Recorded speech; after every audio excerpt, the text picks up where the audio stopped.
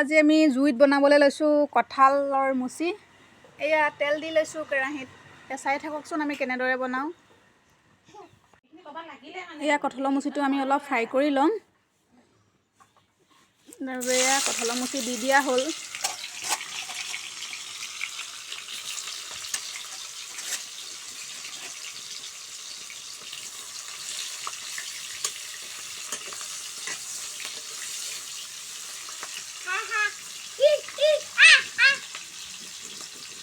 এয়া আমি কমাই কমাই অলপ অলপকৈ ধুনীয়াকৈ ৰঙাকৈ ফ্ৰাই কৰি ল'ম। এয়া আমাৰ ধুনীয়াকৈ ফ্ৰাই কৰা হৈ গ'ল। ৰঙাকৈ ফ্ৰাই কৰি লৈছোঁ। এয়া তেলত পিঁয়াজ দিয়া হৈ গ'ল। আমাৰ এয়া ভাজিব, এতিয়া আঞ্জা বনাব আৰু আপুনি ফ্ৰাই কৰিহে থৈছিলে, এতিয়া আঞ্জা বনাব। এয়া পিঁয়াজটো অলপ ব্ৰাউন কালাৰ হোৱালৈকে ভাজি থাকিব।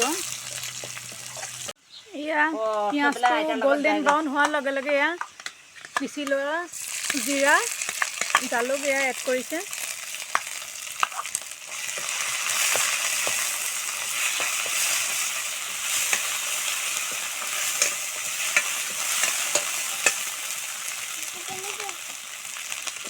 এয়া হালধি এড কৰিছোঁ।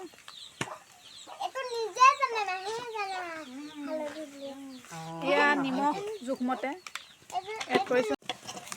এয়া দি দিয়া হ'ল আলু আৰু কঁঠাল ফ্ৰাই কৰি লোৱাখিনি দি দিয়া হ'ল। ইয়াৰ পিছত এড কৰিব পানী। এয়া ফাইনেলি পানী এড কৰা হৈ গ'ল।